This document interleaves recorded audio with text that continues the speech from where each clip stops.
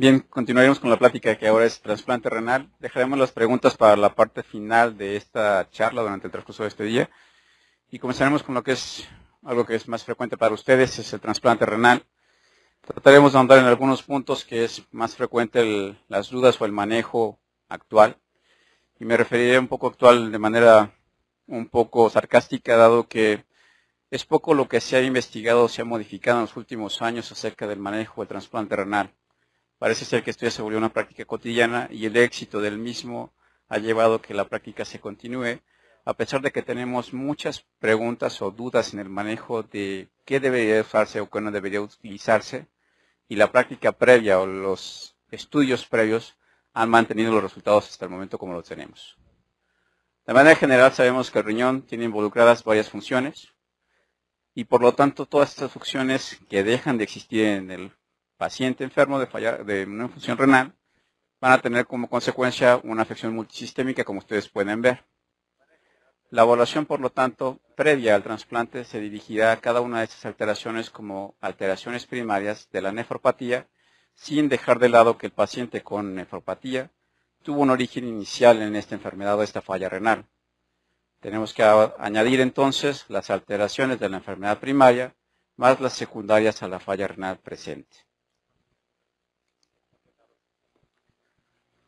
Sabemos que el paciente puede tener una diuresis normal y esto puede complicarnos en el transoperatorio si maneja un volumen urinario normal y además lo estamos metiendo a diálisis, puede tener una deshidratación concomitante y eso llevará al paciente más fácilmente a la hipovolemia. Es por eso que necesitaremos, por supuesto, vigilancia de volumen intravascular y generalmente utilizamos un catéter central para vigilar el balance de líquidos en nuestro paciente en el transoperatorio. Siempre hay que preguntar cuándo fue la última vez que le hicieron la diálisis para considerar cuáles van a ser las alteraciones no solo de volumen, sino el resto de las alteraciones metabólicas asociadas. ¿Cuál de ellas, las alteraciones electrolíticas, el más temerario, probablemente el más problemático de todos nosotros, es el potasio? El paciente puede presentarse una gama muy importante de variaciones en el mismo de acuerdo al pH y a las características de la enfermedad y por supuesto el consumo del mismo. Si no tiene una enfermedad que lleve a catabolismo importante, generalmente tendrá tendencia a tener un potasio bajo si la diálisis está funcionando. Algo que hay que recomendar siempre es que el cuadro clínico, los cambios en el electrograma no dependen ni se presentan de manera progresiva. Uno nos enseña en la escuela que las alteraciones del potasio, cada vez que se incrementan, tiene una alteración que repercute en forma directa con un electrocardiograma y creemos que las ondas T acuminadas siempre van a estar presentes en un paciente con hipercalemia, lo cual no es cierto. El paciente puede evolucionar rápidamente de tener un potasio bajo a tener hipercalcitosis y por tanto tener asistolia. Dependerá más de los cambios del pH y de la enfermedad de base, sobre todo en pacientes con diabetes, que son los que más frecuentemente tienen trastornos del paso transmembranal de potasio. Estos nos pueden llevar fácilmente a un paciente con paro. Otra alteración presente es el magnesio.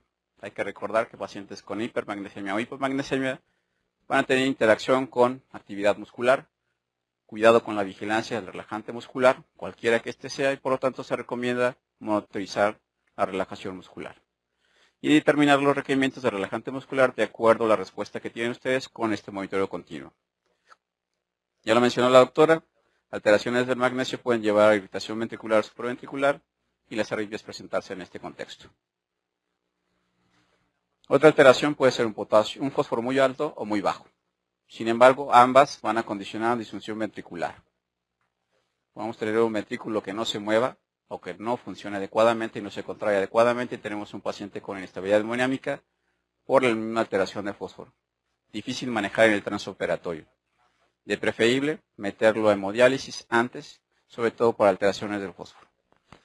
Por supuesto, si tenemos un fósforo bajo es mucho más fácil reponerlo y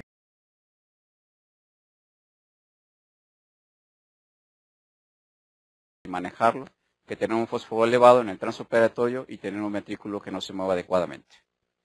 También hay que recordar que tiene que ver con interacción de actividad muscular y después en el postoperatorio, si tenemos un fósforo bajo previo, podemos tener debilidad muscular y probablemente una falla respiratoria en el postoperatorio. Sabemos la interacción que tiene con el 2,3-DPG, pero sabemos que el paciente con anemia crónica se adapta fácilmente o echa mecanismos de otras formas de mantener su curva de distribución de hemoglobina en forma adecuada. El calcio, siempre presente en este tipo de pacientes, sus suplementos son frecuentes. La mayor parte de las veces los pacientes se presentan con una afección ósea. Cuidado en el manejo de los mismos, en la posición durante el transoperatorio y aún el paso del paciente de la camilla a la sala de operaciones puede condicionar fracturas. Por lo tanto, hay que tener cuidado sobre todo con pacientes que tienen más de 10 años de evolución con la falla renal. Eso es un continuo. Sabemos que el paciente que desarrolla falla renal generalmente tendrá déficit de eritropoyetina, que aún no sabemos si es un cofactor o una hormona. Sin embargo, sabemos que la eritropoyetina, al tener déficit, condiciona cambios cardiovasculares que van a llevar a una actividad inicialmente de gasto alto. Dependiendo de la cantidad de daño o de uremia, el paciente puede desarrollar también hipertrofia ventricular, pero con una contracción ineficiente, y llevarlo a una cardiomiopatía por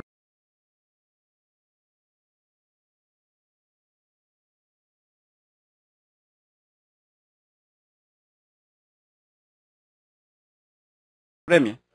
Frecuentemente no los llevamos a ver porque no tenemos a los pacientes infradializados o sin diálisis, sobre todo cuando nos preparamos para trasplante de riñón. Lo que sí es cierto es que a la larga vamos a ver una progresión que va a llevar al paciente generalmente a tener la cardiomiopatía, que puede limitar el desarrollo de trasplante si éste es suficientemente avanzado. Y estamos hablando de un paciente con una insuficiencia cardíaca que tiene una fracción de expulsión menor del 30%. Si se asocia sobre todo a cardiopatía isquémica, el desenlace puede ser no adecuado en el desarrollo del perioperatorio del paciente con trasplante renal. Habría que diferenciar, y a veces no es fácil saber si la cardiomiopatía se debe a uremia, y generalmente a veces los niveles séricos pueden correlacionar con el desarrollo de la cardiomiopatía y meter al paciente a diálisis. Si a pesar de la diálisis el paciente se manifiesta aún con falla cardíaca, probablemente no sea un candidato para mantener las condiciones adecuadas de la perfusión de un órgano que requiere de presión de perfusión y de volumen latido de perfusión. Entonces hay que considerarlo previamente porque algunos estudios consideran que los pacientes con fracciones de expulsión menores del 30% se benefician de manera importante con el trasplante renal y pueden evolucionar de tener una fracción de expulsión de menos del 30% a conseguir tener arriba del 65%. Esto es espectacular, sin embargo el manejo en el transoperatorio es muy caótico. Otras complicaciones cardiovasculares, sabemos que el paciente, dependiendo de su concentración sérica de urea, puede tener trastornos de coagulación y tener pericarditis o un derrame pericárdico que puede comprometer la función si este es de suficiente magnitud para comprimir las cavidades cardíacas. La hipertensión arterial puede ser el origen de la falla renal o estar presente hasta en el 70% de nuestros pacientes que metemos a trasplante.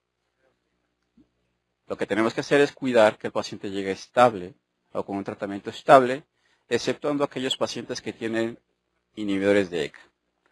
Parece ser que es preferible suspender los inhibidores de ECA antes de la cirugía porque son los que más frecuentemente se correlacionan con hipotensión grave o difícil de manejar en el transoperatorio, sobre todo si no tenemos la disponibilidad de vasopresina, que es quizá la mejor elección para el tratamiento de hipotensión inducida por inhibidores de ECA como tratamiento de la hipertensión arterial del paciente. La hipertrofia ventricular presente en casi todos los pacientes, ya sea por la hipertensión o por el desarrollo que ya vimos del ciclo vicioso de anemia más hiperactividad cardíaca, pero van a desarrollar una disfunción ventricular presente hasta el 56% de las ocasiones. Entonces, esto puede asociarse con aterosclerosis acelerada y tener un paciente con enfermedad arterial coronaria, aunque el porcentaje parece ser pequeño. Casi todos los pacientes que van a trasplante renal y obviamente la etiología de la falla renal nos pueden hacer presentar que el paciente tiene cardiopatía isquémica y hacer estudios dirigidamente para ver que no tenga o si tiene isquemia, si necesita hacer algo antes del trasplante, porque sabemos que el paciente se va a beneficiar después del trasplante y revertir algunas alteraciones desarrolladas por la isquemia después del trasplante de riñón. Sabemos que ya se comportan como circulación hiperdinámica, esto dependerá mucho del grado de anemia. Sin embargo, lo que traduce es que el paciente, bajo cualquier circunstancia, va a tener poca capacidad de respuesta. Desde la llegada de la eritropoyetina que tenemos en casi todos los pacientes, es poco probable que los veamos con hemoglobinas menores de 10. aunque los veamos con esta capacidad limitada de su respuesta cardíaca. Dato que no vamos a dejar de lado es la insuficiencia cardíaca, que puede estar presente hasta el 50% de las veces cuando los pacientes están en diálisis.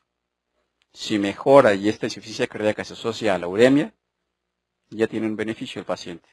Si es por la enfermedad de base que llevó a la falla renal también, probablemente el paciente vaya a desarrollar un perioperatorio muy caótico. La anemia ya lo mencionamos, dependerá mucho de la administración de eritropoyetina, que afortunadamente ya lo tenemos, pero sabemos que la vida media del eritrocito está disminuida. Por lo tanto, tenemos un recambio significativo y a veces nuestros pacientes, ya sea por la coagulopatía o por la enteritis que desarrollan por el grado de uremia, desarrollarán también sangrado tubo digestivo.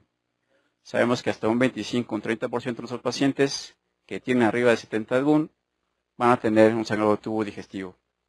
Evidente o no para ustedes, pero van a tener sangrado tubo digestivo y eso significa mayor posibilidad de tener una anemia. La coagulopatía, conocida por todos ustedes, sabemos lo que sucede, es disfunción plaquetaria. Y esto tiene que ver con la liberación de factor de von Willebrand y su unión con el factor 8C. Y esto significará no se agregan, no se adhieren. Sangra nuestro paciente. Como lo hablamos, la mayor parte de las veces con un tiempo de sangrado y parece ser prolongado. El tratamiento, desmopresina. Otras alteraciones metabólicas. Sabemos que el 40% del metabolismo de la insulina es a nivel renal. Pero parecen desarrollar también una resistencia a la insulina después de desarrollar ya la falla renal. Por lo tanto, vamos a encontrar más frecuentemente al paciente hiperglucémico más que hipoglucémico, a pesar de que no se metaboliza la misma cantidad de insulina a nivel renal.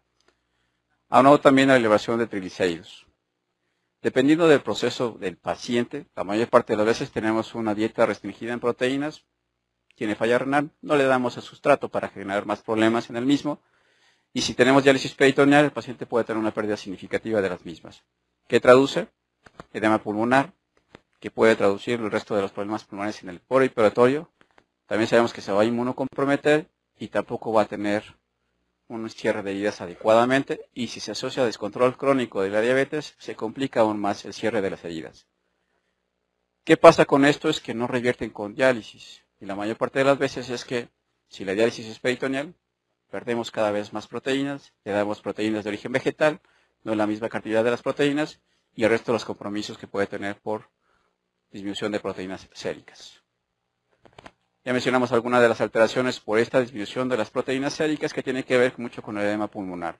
Sin embargo, lo que tiene que ver en el perioperatorio es que nuestro paciente rápidamente puede desarrollar alguna complicación de origen respiratorio, tener cuidado en mantenerlo el paciente bien despierto, no revertir fármacos, vigilar la analgesia y permitir que tenga tanto en el transoperatorio como en el postoperatorio medidas de reclutamiento alveolar. Alteraciones gastrointestinales que tienen que ver mucho con el grado de diálisis o la magnitud del diálisis y tenemos que ver que casi todos nuestros pacientes desarrollarán náusea y vómito en el perioperatorio. Si tiene sangrado tubo digestivo, mucha irritación gástrica, van a desarrollar hipo. Tratamiento dirigido para este estómago que junto con la uremia y además si es diabético va a presentar un porcentaje alto de retraso en el vaciamiento gástrico. Debería considerarse como pacientes de intubación de secuencia rápida, considerando que esto puede llevarlos a broncoaspiración. Por supuesto hay que dar tratamiento para evitar la acidez y el volumen que nosotros podemos tener como riesgo para la aspiración gástrica. Si la uremia es suficientemente alta, lo que podemos presentar es una inflamación de la mucosa, el paciente no absorbe, tiene diarrea, también vomita. Hay que recordar que todos los pacientes en hemodiálisis tienen un riesgo elevado de tener infección por virus de hepatitis B y C. Protección para ustedes, medidas universales. La encefalopatía tiene que ver con la velocidad de los recambios intravasculares que tiene que ver con volumen y también con la uremia. Si el paciente tiene una infección o sangrado tubo digestivo y ya tenía cierto grado de encefalopatía, rápidamente desarrollará un grado avanzado de la misma. Las manifestaciones, por lo tanto, dependen de la velocidad de los cambios, no de la concentración del valor absoluto, porque pueden ver un valor muy alto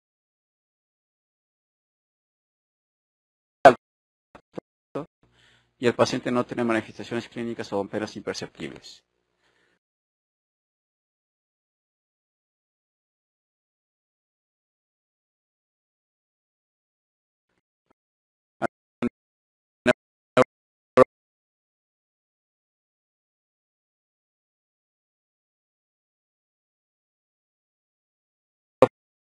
neuropatía, perdón. Me quiero detener un poco en esto, lo que es una neuropatía autonómica.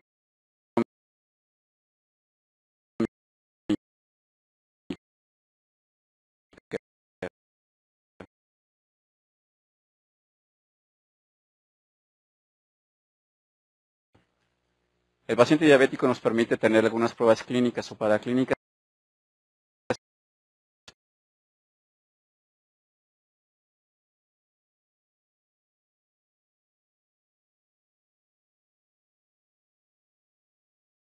para saber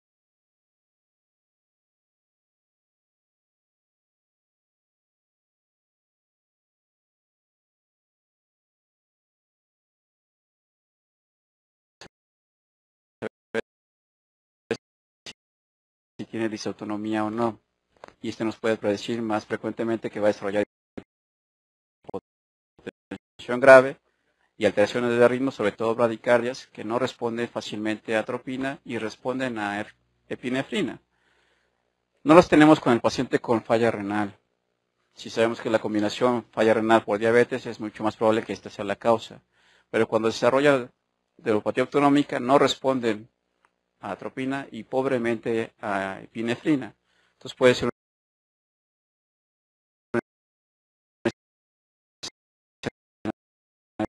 desagradable tener un paciente con disautonomía autonómica en ese sentido. Mejor de sobrevivir en pacientes con donador vivo. Sabemos que esto es una ventaja. El porcentaje en México no lo tenemos, pero se acerca mucho más al 20% que al 60% de sus pacientes, en la mayoría de las veces, en la mayoría de los escenarios. Esto puede ser así porque tenemos una poca procuración de pacientes de donador cadavérico y lo hacemos mucho más frecuente de donador vivo. Resultados mucho mejores, sobre todo si sabemos que la compatibilidad del tipo sanguíneo y el resto de las evaluaciones nos permiten hacerlo programado y con todas las ventajas posibles para el receptor y el donador. La mortalidad es baja, la morbilidad también es baja. La noche previa lo que tenemos que hacer con el donador vivo es hidratarlo. No les ponemos catéter de PVC o de flotación pulmonar.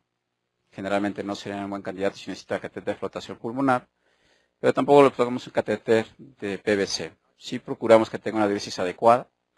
Y algunos protocolos prefieren utilizar mannitol y furosemida en el momento antes de hacer el pinzamiento de que se va a hacer la procuración del órgano. Administrar heparina y algunos prefieren también utilizar antibióticos. Probablemente esto no sea la parte más adecuada. La sobrevida, por lo tanto, de donador vivo es mucho mejor. Como pueden ver en esta curva, la línea azul son los donadores cadavéricos y la línea roja son los donadores vivos. Por supuesto, 5 años la sobrevida es mucho mayor en donadores vivos que en donadores cadavéricos. Probablemente debemos cambiar la curva si nosotros también tenemos más procuración de donadores cadavéricos. Por supuesto, en niños es una ventaja adicional para muchas circunstancias. El crecimiento y desarrollo no tiene ningún problema o se desarrolla mucho mejor. Su capacidad intelectual es mucho mejor. La sobrevida es mayor que en los adultos. Parece tener una menos reacción cruzada aún a pesar de tener algunos halotipos no adecuados o no compatibles. Y por supuesto las consideraciones quirúrgicas son diferentes. Menos de 20 kilos, la implantación es intraabdominal. Lo cual cambia por supuesto las opciones desde el punto de vista de la técnica quirúrgica. Y evaluamos entonces en el preoperatorio, cuál es la etiología del mismo. Por supuesto que considera que el riñón ya es una enfermedad sistémica por sí misma, pero la enfermedad primaria que llevó a la falla renal también tiene sus repercusiones en los diferentes órganos. Hay que evaluarlos por lo mismo. Ya mencionamos cuánto orina, qué tipo de diálisis le dan y qué fecha fue, probablemente hipovolemia, las complicaciones asociadas a cualquier patología previa más la falla renal y cuál es el tratamiento actual, sobre todo antihipertensivos. Algunos hay que mantenerlos, beta bloqueadores o antagonistas igual que clonidina, alfa-2, para mantenerlos en el perioperatorio. En los niños, retracción diafragmática, esto significa exposición quirúrgica, limitar la expansión del movimiento torácico. Casi siempre, y esto es dependiendo de la duración de la cirugía, vamos a preferir tener control de la ventilación, esto significa un paciente con intubación. Evitaremos la expansión del tubo digestivo para tener mejor exposición quirúrgica, sobre todo en los niños, dado que los tamaños o las dimensiones son pequeñas. Evitaremos relajantes musculares que liberen histamina. Y hay que recordar que puede durar más de 1 hora el pinzamiento de las extremidades, arteria, vena, y esto también significa isquemia, reperfusión. Lo mismo que sucede con el riñón, pero en este caso sería toda la extremidad del paciente. ¿Qué examen le pedimos a nuestro paciente? Bueno, toda la batería que ustedes ven aquí, básicamente es lo mismo que ya mencionamos de los órganos blanco afectados o de las funciones afectadas por el riñón. Trataremos de que todas estén dentro del límite normal y un valor que puede decirnos si el CO2 total en el análisis de los electrolitos séricos está menor de 20, preferible mantener a su paciente hiperventilado, que corresponde a mantener concentraciones séricas estables de estos hidrogenianos, de estos aniones. ¿Qué premedicación les damos? Generalmente podemos utilizar un medicamento que es hidrosoluble, que tiene poca unión a proteínas, y sabemos que nuestro paciente puede tener hipoliminemia. Pues damos dosis bajas de midazolam. Sabemos que el paciente ya tiene la enfermedad misma, más el tiempo de espera del trasplante lo puede llevar a tener una ansiedad significativa. El midazolam es una buena opción, vida media relativamente corta para las necesidades y también condiciona buena necesidad de ansiedad. Antieméticos casi en todos, o debería ser en todos. Metoclopramida puede ser una buena opción, perdón por el error ortográfico, y aunque esté para fines prácticos crucificada en los Estados Unidos, y esto depende de alguna variación electrocardiográfica en algún grupo muy selecto de pacientes, la cisaprida también es una buena opción. Si no tenemos un PR corto o un síndrome de preexcitación, podemos darle cisaprida a nuestros pacientes. También les damos para prevenir la aspiración. Un bloqueador de H2 puede ser bien, adecuado. Y si trato de sodio, si no tenemos mucho tiempo, se lo damos, se lo toma y de manera inmediata seguimos el pH. O también podemos utilizar un inhibidor de bomba de protones. La vigilancia en el transoperatorio, bueno, también tiene que ver con los órganos afectados, electrocardiograma, buscando vigilar precisamente isquemia, y ya saben ustedes cuáles derivaciones preferentemente determinan isquemia del ventrículo izquierdo, y también si tenemos o no trastornos electrolíticos que pueden presentarse previo a la cirugía o después de la reperfusión del órgano, que puede llevarnos a hipercalemia, hipotensión y demás, y también trastornos electrocardiográficos. Pulsoximetría en todos. Yo creo que el neuroestimulador en todos nuestros pacientes que vamos a utilizar relajantes musculares, sobre todo aquellos que no dependen de metabolismo de órgano. Si tenemos uno que tiene una vida media larga, preferiblemente utilizar neuroestimulador para las siguientes dosis. Si orina, sabremos cuánto va a orinar de manera nativa y cuánto va a orinar el órgano nuevo. Difícil de saberlo, sobre todo después del pinzamiento, y que no tenemos una limitante para los órganos nativos. Pero en pacientes con uresis normal debemos saber que va a tener una sonda urinaria con volumen urinario normal.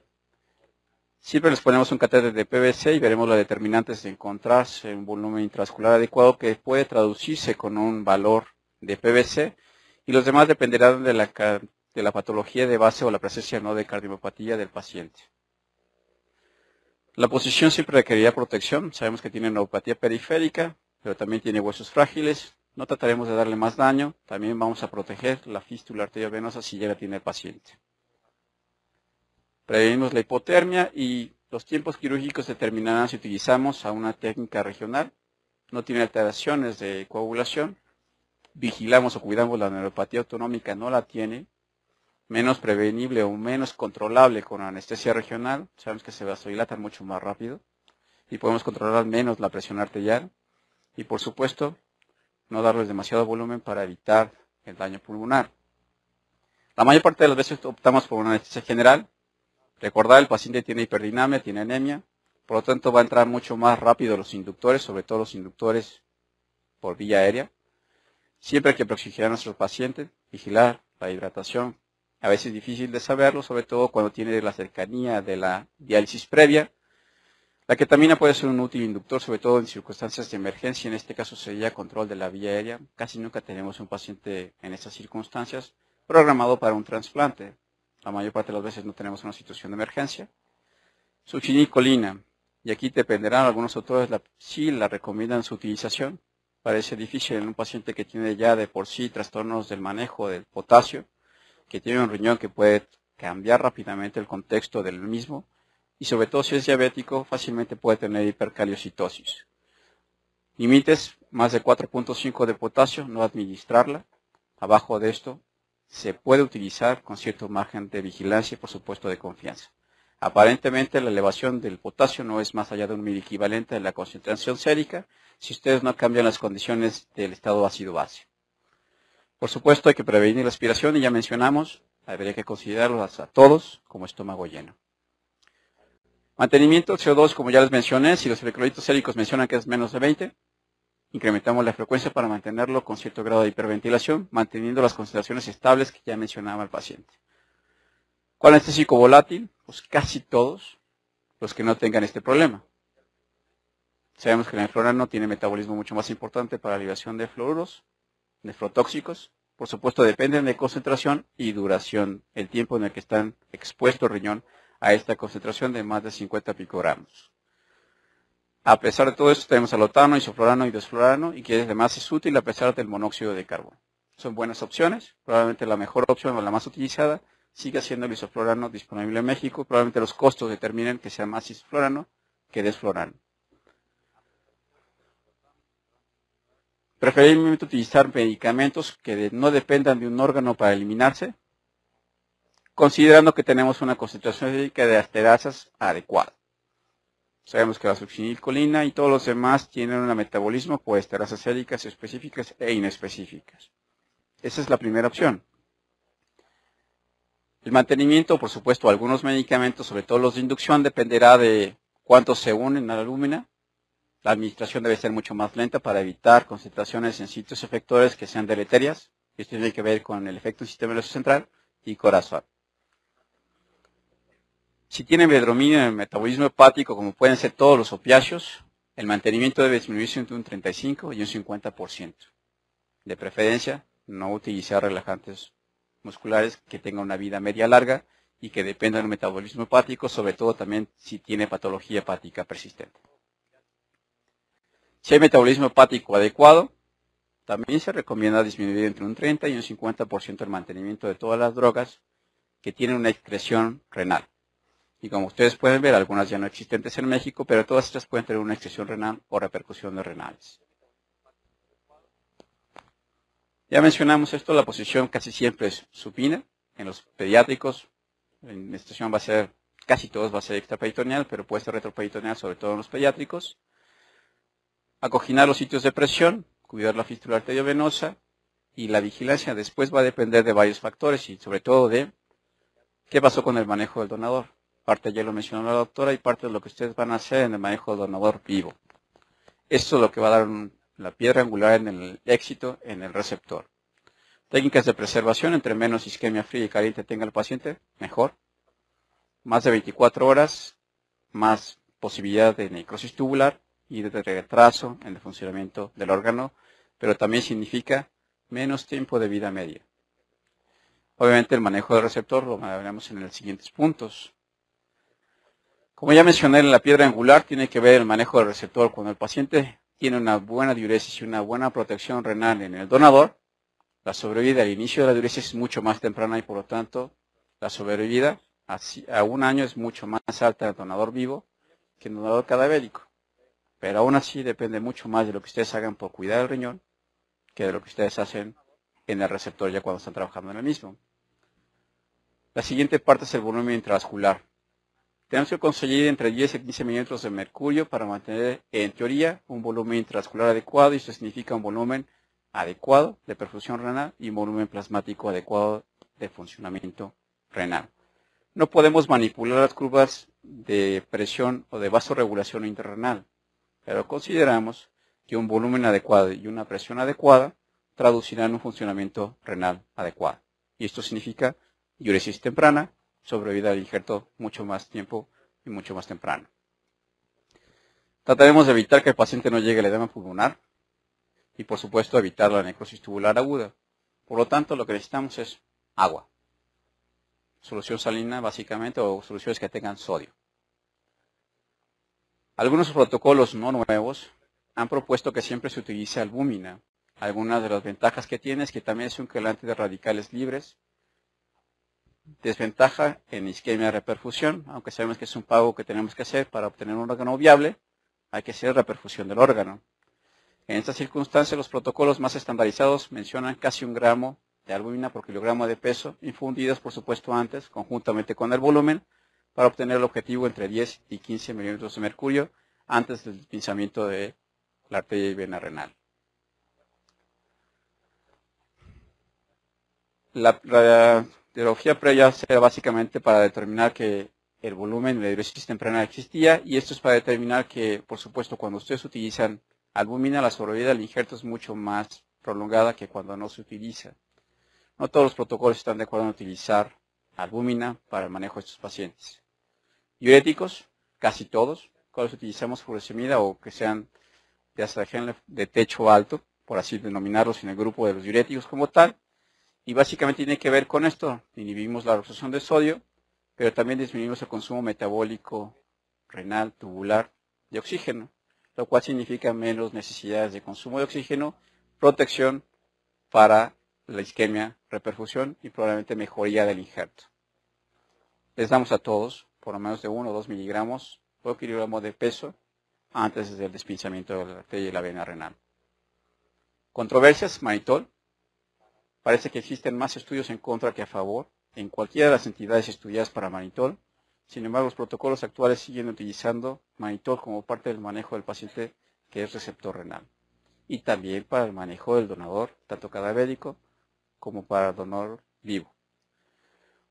Tiene ventajas, como ustedes pueden ver, y básicamente lo que tratamos de hacer es que el paciente tenga diuresis. La dosis relativamente baja, de 0.25, son suficientes. Aunado el volumen, a la albúmina y el diurético, 0.25 gramos por kilogramo de peso son suficientes antes del despinzamiento. No inducimos demasiada hipovolemia, no inducimos cambios significativos en el funcionamiento del mismo, y si por alguna razón el paciente no tiene diuresis, tampoco desarrollamos tanto problema en túbulos renales por la dosis que dimos de manitol. Calcio antagonistas evidentemente deberían utilizarse en todos los pacientes. La sobrevida del injerto es extraordinariamente diferente si se utiliza el calcio antagonista o no. Previo al despinzamiento se administra a nivel de la arteria renal y debemos utilizar en todos ellos. Verapamilo para todos los pacientes que reciben un trasplante renal. ¿Dudas? Probablemente ya se va a dejar de utilizar la dopamina.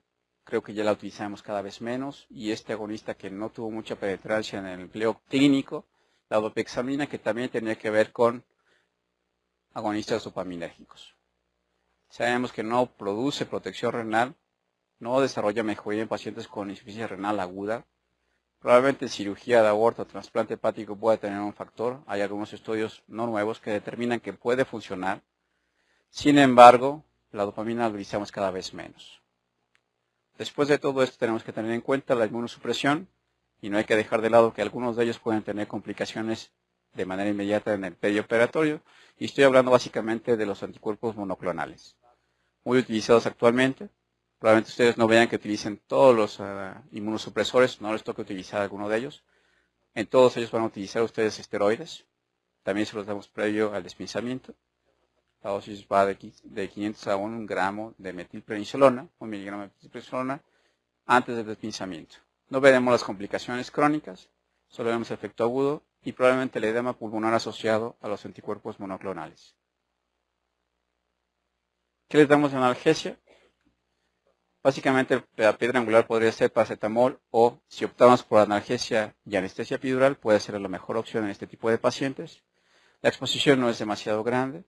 Podemos utilizar también opiáceos que no dependan de manera significativa de eliminación renal, aunque tengamos una función hepática adecuada, o espaciaremos las dosis de los mismos. Yo le pongo muchas dudas a los COX-2, aunque sabemos que tienen una ventaja en no dañar las prostaglandinas, tanto renales como gástricas.